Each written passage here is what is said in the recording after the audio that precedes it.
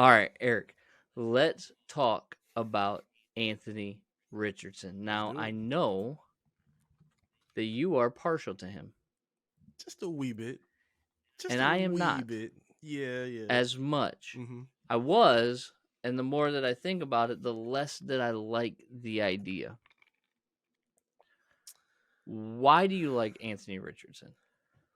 I like Anthony Richardson for the obvious things that we know about him. I like his size.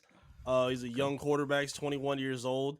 I think the obvious things are his measurables. He has a cannon of an arm, as we saw during his pro day, as we saw through the season. You know, he likes to wing the ball deep. Florida tried to predicate that and make that like the strength of their offense, was try to, gun the ball down the field with him.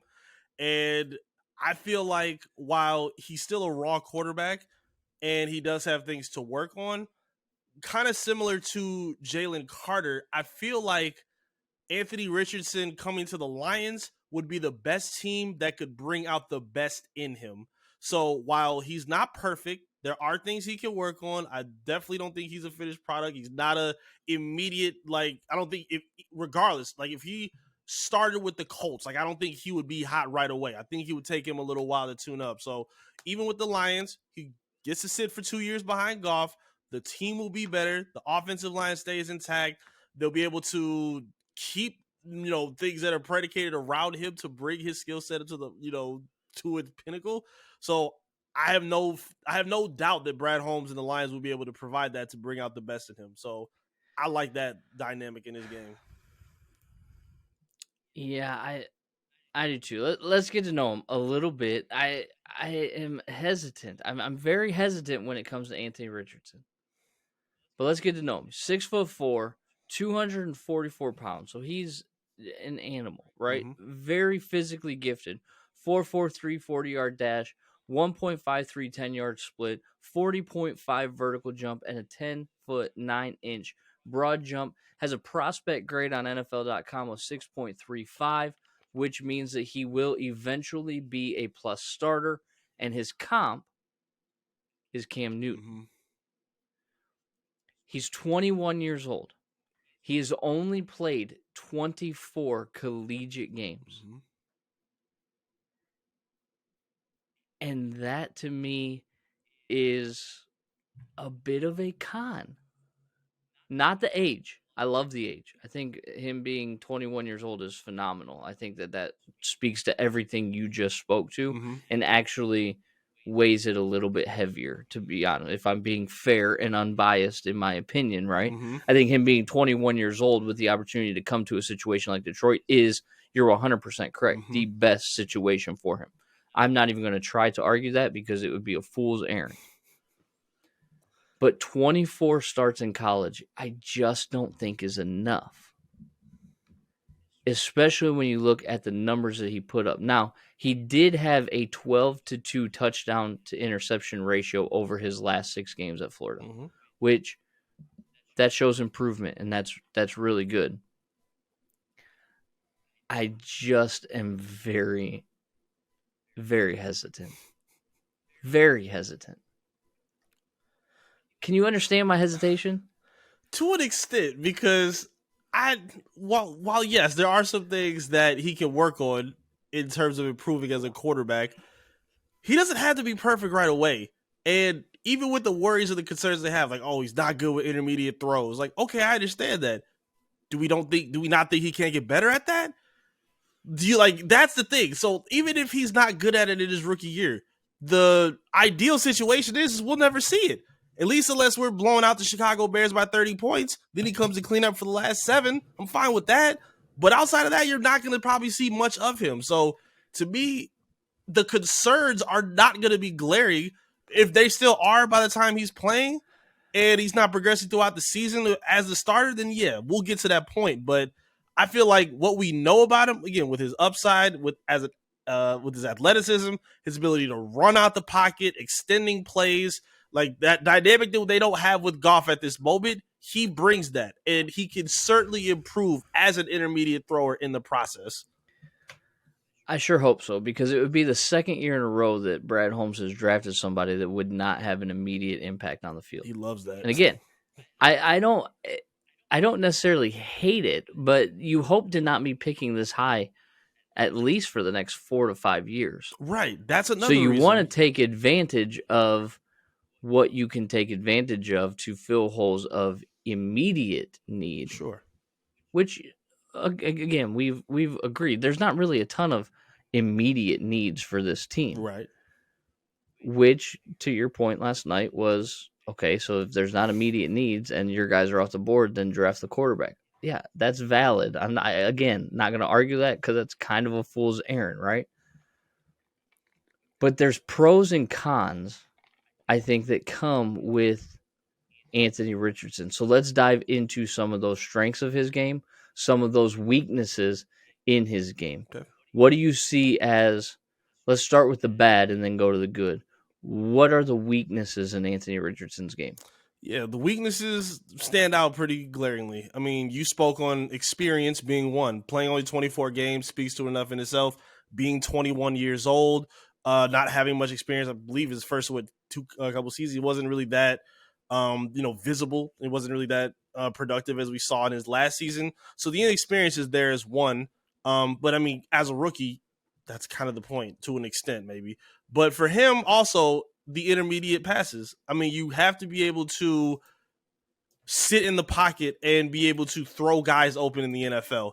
What he kind of predicated himself on was relying on broken plays and, playing schoolyard and being able to find guys, whether down the field or in broken areas of the field. He's going to have to be able to stand in the pocket and throw guys open.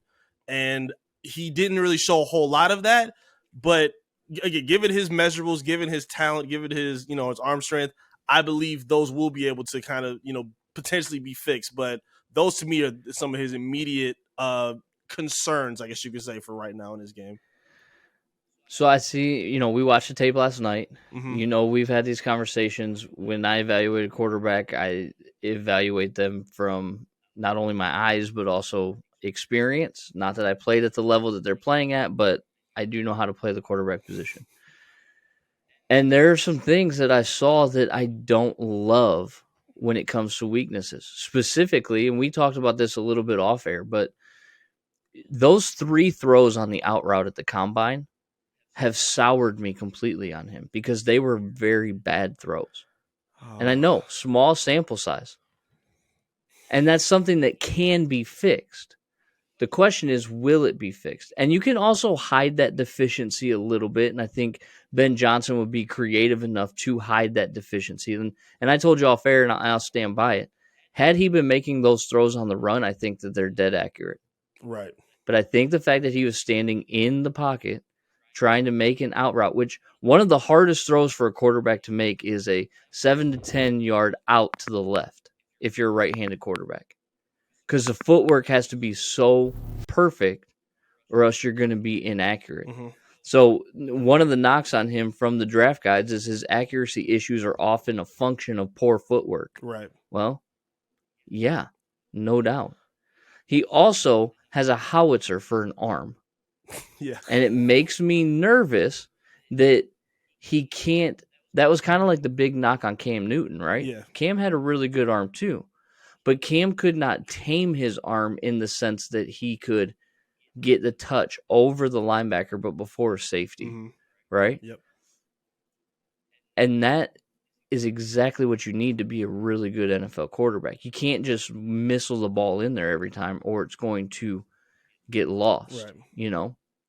It was either a check down to C-Mac or a bomb down the field.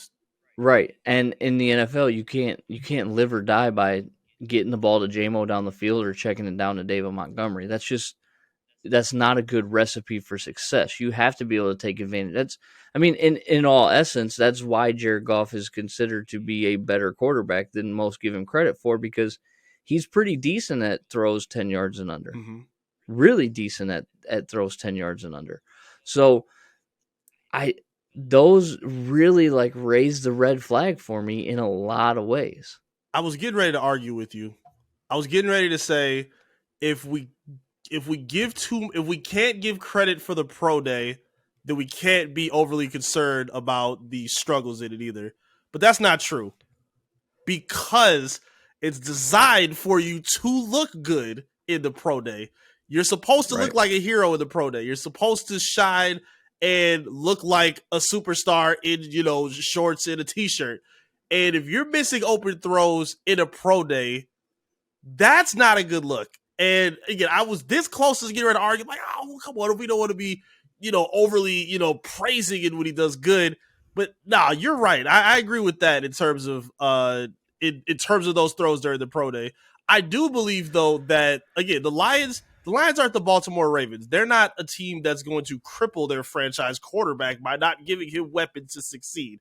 I think the Lions have that now, and I think Brad Holmes with trading up for J-Mo, adding in the pieces that he has, even bringing in Josh Reynolds, which was a security blanket for Jared Goff. That shows that they're in tune with getting help for their quarterback. Even their tight ends, like I think Zipperer was their best guy. He had like 13 catches through the season. Like I think the Lions are gonna. No. Sorry, for Florida. Zylstra is for the Lions. I'm talking about for Florida. Florida's okay. tight I thought you were talking about right. My fault. Yeah. So I think Keon is his first name. Keon Zipperer. He was their best tight end, if I'm not mistaken. He had 13 catches, 1 touchdown. I think the Lions are going to be looking to elevate at that position somehow. And I think having that would be a big benefit for his game in terms of his growth. So we kind of addressed the strengths while we've addressed the cons as well, right? We've addressed some of the pros. Like he's got a great arm. Mm-hmm. He's wildly athletic. Those are things that you can't necessarily teach. Mm-hmm. Finding a way to tame that athleticism and stuff is what a coaching staff would need to do in order to make him the most successful. I want to get into talk about how does this affect the Lions draft strategy, but before we do that, tell the people about GearUpDetroit.shop. Let's talk about it. What up, No Detroit sports fans? Did you know you can now rep your favorite team in style without even leaving this page? GearUp Detroit store is now available right here on YouTube, just below the video you're watching right now. That's right. You can browse through our range of high-quality, unique, and stylish merchandise for all your favorite Detroit sports teams, the Lions, the Tigers, the Red Wings, and the Pistons, without missing a moment of your favorite Detroit sports show, Beyond the Box. And check this out. Even if you want to explore more awesome gear, you can always visit GearUpDetroit.shop for a full range of tees, hoodies, hats, amazing swag that you can check out, and more, all designed by talented local artists. So as you're getting ready for the draft next week, we're less than a week away from this. Make sure that you gear up and support local creators by making a statement with GearUpDetroit.shop. And remember, you can shop right here on YouTube or visit GearUpDetroit.shop. Yes. Now, Anthony Richardson, does it affect the Lions draft plans? Yes or no? We got about a minute. Yes. I think he does. You think it does? I think he does. I To me, I feel like it's in play. Them interviewing CJ Stroud has showed that they're intrigued with the quarterback, which, I mean, they talked about, he brought up Nate Sudfeld by Brad Holmes in the presser.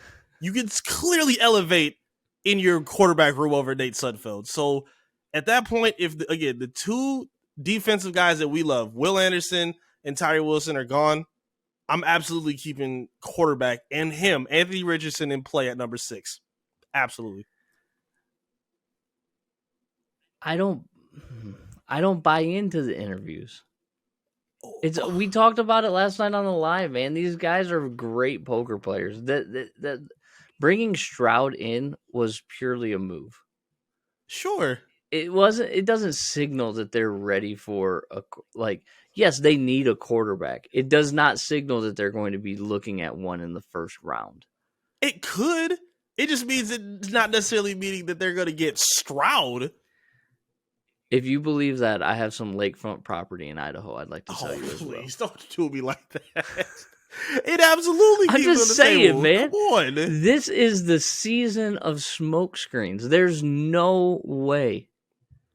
I just, if I were a betting man, I would be willing to bet that there's no way they're going after a quarterback in the first round. I just don't believe so. It's very possible. I I don't believe so. Will, but Go No, ahead. yeah, I was just saying, Will Anderson and Tyree could absolutely be off the board before the Lions even get a chance to pick. And if they're going to pass on Carter, quarterback makes a whole lot of sense. Again, we talked about it on the live. You said We maybe did. Quentin Johnson, the receiver, you would maybe be comfortable with that there, or maybe Bijan. I would not. If I had to decide between those three positions, quarterback is at the top of that list for me at number 6. Maybe, but we want to know what you think. What